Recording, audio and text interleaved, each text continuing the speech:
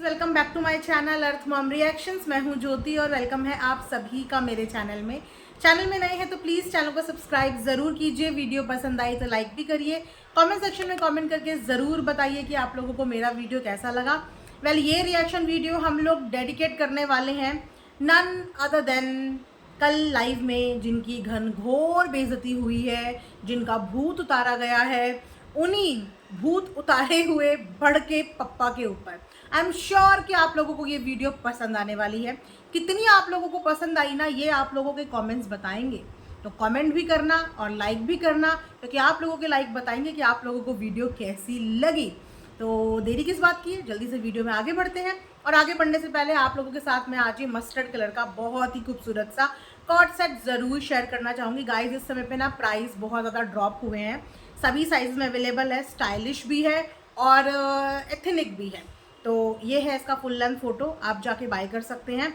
इसमें 3 colours available है। If in case ये वाला कलर आप लोगों को नहीं मिला तो इसका एक ब्लू कलर भी है जो बहुत सुंदर है, तो आप वो भी ट्राई कर सकते हैं, क्योंकि बहुत तेज़ी से आउट ऑफ स्टॉक हो रहे हैं इस तरीके के कॉर्ड सेट। मेरी वीडियो के कमेंट सेक्शन में मैं इसका लिंक पिन कर दूंगी, तो आप वहाँ से जाके भी बाय कर सकते हैं। तो चलिए गाइस, इसी के साथ बढ़ते हैं वीडियो में आगे। तो कल बड़के पापा ने सोफिस्टिकेटेड होने का मुखौटा तो ज़रूर पहना, लेकिन कहीं ना कहीं वो भूल गए कि ऑडियंस को बहुत अच्छे से पता है कि जब ये मुखौटा पहन के आते हैं, जब ये सोफिस्टिकेटेड बन के आते हैं, वाइट शर्ट और ब्लैक ट्राउज़र पहनने से आप सिंपल, साधारण और सोफिस्टिकेटेड नहीं बन सकते हैं, है ना।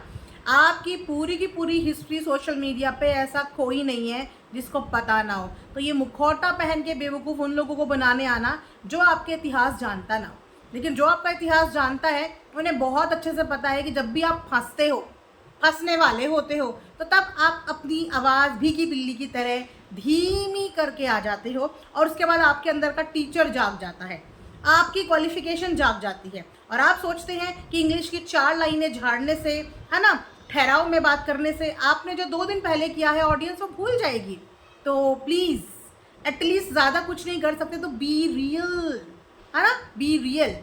तो कल आप लोगों ने देखा कि लाइव के दौरान भी इन्होंने सामने वाले को हराने के लिए, सामने वाला यानी कि इनका छोटा भाई, उसको हराने के लिए उसकी भी कमज़ोर कड़ी पे वार करने की कोशिश करी, यानी कि उसकी धर्म पत्नी के ऊपर, उसके ससुराल वालों के ऊपर।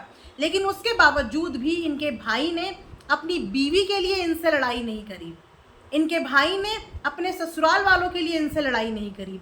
इनका भाई अपनी बीवी का सिंपैथी कार्ड खेलने के लिए यहाँ पे नहीं आया, न्यू बॉर्न बेबी का सिंपैथी कार्ड खेलने के लिए नहीं आया, उसने मैन टू मैन डील करा। लेकिन इन्होंने शुरुआत कैसे करी, गाड़ी का सीन बता के, कार वाले सीन से इन्होंने शुरुआत करी कि आज से 2 साल पहले इनके भाई की शादी हुई, और उसके बाद इनकी बीवी ने अपने पति के कान में भरना शुरू करा कि आप भैया की गाड़ी क्यों चलाते हो, आप पुरानी गाड़ी क्यों चलाते हो, हमारे पास अपनी गाड़ी होनी चाहिए। और उसके बाद इनके दिल में, जहन में, दिमाग में अपनी गाड़ी लेने का भूत सवार हो गया, और इसने फिर अपनी खुद की गाड़ी ली, और वो गाड़ी भी यहाँ से नहीं, वहाँ से नहीं ली, तो कहाँ से, घटना से ली, है ना, वहाँ से गाड़ी ली। तो एक बात मुझे बताइए, आपको 2 साल पहले से ही उससे जलन होने लग गई थी? क्योंकि जो इंसान 2 साल पुरानी बात कर रहा है गाइज, तो इसका मतलब उसकी शादी होने के बाद से ही इनको जलन होने लग गई थी, इनको उससे कॉम्प्लेक्स होने लग गया था। उसके पहले अचीवमेंट पे खुश होने की बजाय इन्हें इस बात की तकलीफ हो रही थी कि मेरी बीवी पुरानी गाड़ी ही इसे अभी तक चलानी थी, ताकि समय आने पे मैं इसको उस गाड़ी के लिए भी नीचा दिखा पाता। तो अगर उसकी बीवी ने अपने पति को गाड़ी लेने के लिए कान में बात भी डाली तो क्या बुरा डाला।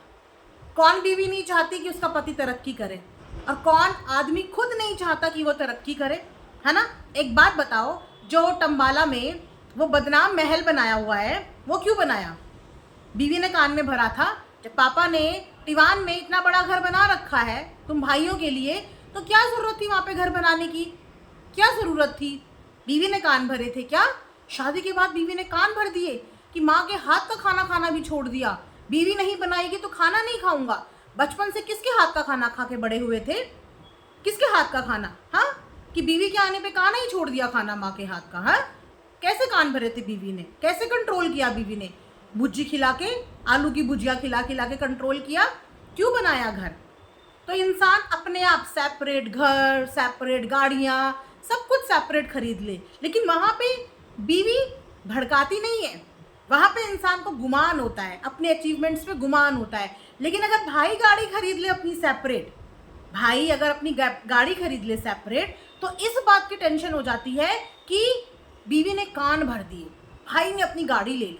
क्यों नहीं लेगा वो अपनी गाड़ी? वो हर वो चीज़ करेगा जो उसे करनी चाहिए, है ना। लेगेसी तो हमें मिलती ही है, एंसेस्टर की प्रॉपर्टी, सब कुछ हमें मिलता है, लेकिन हमने अपनी ज़िंदगी में क्या अचीव किया, उसे अचीव करने के लिए अगर एक बीवी अपने पति को मोटिवेशन दे रही है ना, तो उसको कान भरना नहीं कहते, उसको कहते हैं ग्रो करवाने में मोटिवेशन देना। अर्धांगिनी है वो। उसने बहुत अच्छा किया कि आपकी गाड़ी आने के बाद ही तुरंत आपके मुंह पे मार दी, वरना शायद आप आज बैठ के वो गाड़ी, उस गाड़ी की सीट, उस गाड़ी का पेट्रोल और उस गाड़ी के किलोमीटर भी बैठ के यहाँ पे गिनवा रहे होते कि इतने साल में मेरी गाड़ी कितने किलोमीटर चल गई, इसने कितनी बार सर्विस करा दी, इसने कितनी बार पेट्रोल भरा दिया, ये सब बैठ के यहाँ पे गिनवा रहे होते।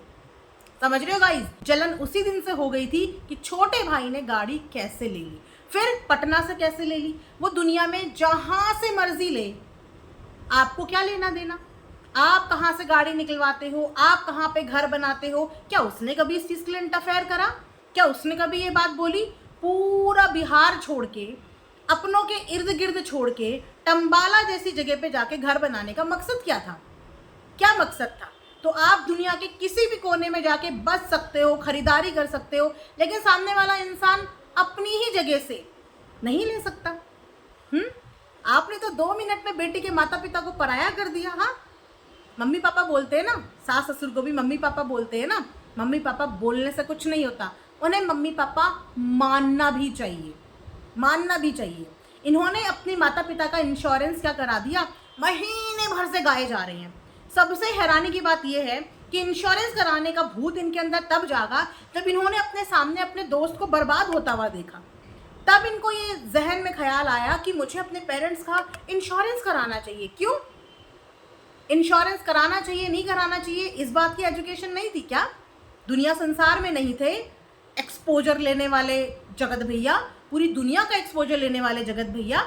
आपको ये तब याद आया जब आपने एक घटना अपने सामने घटित होते हुए देख ली। इससे पहले आपको इंश्योरेंस नाम की चिड़िया का नाम ही नहीं पता था। हाँ, और कैसे मान लें कि इन्होंने जो यहाँ पे गप मारी है, उस गप में सच्चाई कितनी है? मतलब मात्र 10-10 लाख का इंश्योरेंस कराने के बाद ये अपने आप को राजा आदमी समझ रहे हो। मात्र 10 लाख का। इंसान को अगर सीरियस बीमारी हो जाए ना, तो 10 लाख 3 दिन भी नहीं चलते हैं। इंसान अगर आईसीयू में बैठ जाए, वेंटिलेटर में चला जाए, तो 10 लाख यूं निकलते हैं। एक मेजर ऑपरेशन में भी 6-7 लाख एक ही बार में निकल जाते हैं। तो 10 लाख का, मात्र 10 लाख का इंश्योरेंस करा के ये अपने आप को समझ रहे कि मैंने अपने माता पिता के लिए पता नहीं क्या करा दिया, सिर्फ इतना सा कवरेज लेके। ठीक है, उसके बाद इन्होंने बोला अपने मम्मी पापा का ही नहीं, मैंने तो अपनी धर्मपत्नी के मम्मी पापा के लिए भी बोला कि करवा दिया। दोनों में फ़र्क है। हाँ, बोला कि करवा दिया अपनी धर्मपत्नी के मम्मी पापा का। मैं लिख के दे रही हूँ कि उनका इन्होंने करवाया ही नहीं होगा, लेकिन वो हाँकनी होती है ना, अपनी बड़ी बड़ी हाँकनी होती है, जिसने भरी सोशल मीडिया पे अपने खुद के सास ससुर को ये बोलते हुए टारगेट किया था कि मेरी बीवी को भड़का रहे हैं, मुझे मेरे ही घर से बाहर निकाल दिया, मेरे टम्बाला वाले महल में कब्जा करने के लिए मेरे सास ससुर आ गए। जो सास ससुर इनके घर में आके इतने काम वाले होने के बावजूद वहाँ पे झाड़ू पोछा लगाते हुए नजर आते हैं। जो सास कम बेचारी ऐसे लगती है जैसे कि ये टीचर वो इनकी स्टूडेंट होंगी, जिनका जुबान, जिनका मुंह, जिनकी मुस्कुराहट इन लोगों के आगे नहीं खुलती। ऐसे तो इनके रिश्ते हैं, ऐसे रिश्ते हैं इनके, राइट। उसके बाद ये दूसरों की बीवी के मायके वालों को टारगेट करेंगे। उसके बाद इन्होंने गाइस एक इतना गजब एग्जाम्पल दिया। भाई ये एग्जाम्पल तो घर घर में दिया जाता है। आई एम श्योर कि आपके घर में भी एग्जाम्पल दिया जाता होगा कि जैसे बड़े करेंगे उन्हें देख के छोटे उसी राह पे चलेंगे, जैसे बड़े करेंगे बच्चे उसी राह पे चलेंगे। इसीलिए हमेशा बड़े बच्चे को बोला जाता है कि रिस्पॉन्सिबल बनो, क्योंकि तुम्हारे छोटे तुम्हें देख रहे हैं, तुम्हें देख के वो सीखेंगे। और इन्हें अपने ऊपर इतना गुमान है कि इन्होंने तो अपने हिसाब से बहुत कुछ अच्छा कर लिया, लेकिन अनफॉर्चुनेटली इनके छोटे इन्हें देख के कुछ सीख नहीं पाए। बहुत अच्छी बात है कि आपके घर के छोटों ने आपके नक्शे कदम पर चलना गुजारा नहीं समझा अपना, वो आपके नक्शे कदम पर नहीं चले, क्योंकि अगर आपके नक्शे कदम पर चलते तो शायद वो भी अपना घर शादी के तुरंत बाद छोड़ के निकल लेते, और अपना घर छोड़ के निकलते और दूसरों के घर में घुसना शुरू कर देते। क्रिएटर्स के घरों में घुसना, इधर घुसना, उधर घुसना, परपंच में घुसना, पंचायत में घुसना, प्लानिंग करना, प्लॉटिंग करना, अफेयर करना, एक्स्ट्रा मैरिटल अफेयर करना, बहन बेटियों को बदनाम करना। आपके नक्शे कदम पर चलते तो वो भी यही करते। माता पिता की बेइज्जती करना, जूस पी पी के माता पिता को फोर्स करना अपनी इच्छाएं पूरी कराने के लिए, है ना, बच्चों का इस्तेमाल करना, गालियां पड़वाना, गालियां देना भी, ये सब कुछ करते अगर इनके नक्शे कदम पर चलते। तो थैंकफुली कि इनके घर के छोटे जो हैं वो अपने बड़े भाई के नक्शे कदम पर नहीं चले, बच गए बेचारे। तो ये गुमान करने वाली बात नहीं है। देखो देखो देखो, अपनी खुद की ही लाइफ में इन्होंने खुद को ही कैसे एक्सपोज किया। इन्होंने क्या बोला कि 10 कट्ठा ज़मीन ले ली, 10 कट्ठा ज़मीन ले ली। भाई ये कट्ठा वट्ठा तो मुझे पता नहीं, क्योंकि हमारे यहाँ कट्ठा वट्ठा नहीं चलता, हमारे यहाँ स्क्वायर फीट चलता है या फिर गज चलता है। तो ये कट्ठा वट्ठा पता नहीं मैं सही बोल भी रही हूँ या नहीं बोल रही हूँ, कि 10 कट्ठा होता भी कितना है मुझे ये भी नहीं पता। कि 10 कट्ठा ज़मीन ले ली, 10 कट्ठा ज़मीन ले ली, और उसके बाद क्रेडिट किसको दिया? अपने दम पे थोड़ी ज़मीन ली है उसने, पापा मम्मी ने ढूंढी, पापा मम्मी ने दिखाई। मतलब जिस इंसान के पैसे गए, जिस इंसान की जमा पूंजी गई, उसने अपने दम पे नहीं लिया। मम्मी पापा ने दिखाई तो मम्मी पापा के दम पे लिया। मैं देखो कैसे लेता हूँ, मैं तो ले भी लेता हूँ और उसके बाद रजिस्ट्री के साथ घर वालों को फोटो भेजता हूँ। तो मेरी ली हुई चीज़ में घर वालों का कहीं पे कोई भी सहयोग नहीं होता। तो ये सबसे शर्मिंदगी वाली बात है कि आप अपने पेरेंट्स को इस लायक ही नहीं समझते। आप खुद ही, बाप बनने का बहुत शौक है ना इन्हें कि बड़ा भाई बाप समान होता है, तो ये अपने पेरेंट्स को कुछ समझते ही नहीं। शायद इसीलिए कुछ भी लेने से पहले, कुछ भी करने से पहले ये अपने बड़ों का सलाह मशवरा नहीं लेते। मैं तो ये बोलती हूँ कि जब पिता 80-90 साल का बुजुर्ग भी हो जाए ना, तब भी जो घर का बच्चा होता है, जिसके अंदर संस्कार होते हैं और जो अपने बड़ों को वैल्यू देता है, वो उस पोजीशन में भी घर में सुई खरीदने से भी पहले अपने बड़ों से इस बारे में डिस्कशन करता है। ये कहते हैं उनको वैल्यू देना, ये कहते हैं उनको तवज्जुह देना, उनको ये एहसास दिलाना नहीं कि आज हम बड़े हो गए हैं, आज हम पढ़ लिख गए हैं, तो हम हर चीज़ आप लोगों से बिना पूछे हुए ले सकते हैं कि फटाफट से फ़ोटो भेजो, रजिस्ट्री भेजो और पेरेंट्स को धप्पा कर दो। कम से कम उसने अपने पेरेंट्स का इतना रिगार्ड्स तो रखा कि उनकी पसंद का, उनका ढूंढा हुआ ज़मीन उसने खरीदी। तो यहाँ पर भी आप ज़्यादा गुमान मत करिए, यहाँ पर भी आपकी समझदारी नील बटा सन्नाटा ही रही।